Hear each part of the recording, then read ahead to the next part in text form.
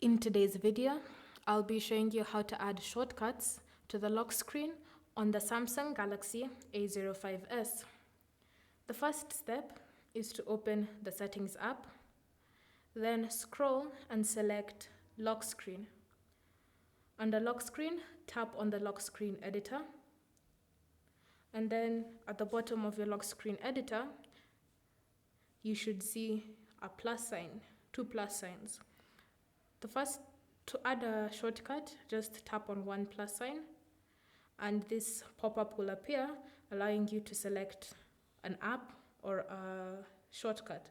So for example, we can add Torch to this side, and on this side, we can add Google Chrome. So now, whenever I'm on my lock screen and I select Torch, my Torch will turn on, or if I select Google Chrome will open up. To save the changes, just tap on the Done button in the top right corner. And you'll notice that when you go to your lock screen, the shortcuts have appeared. Thank you for watching.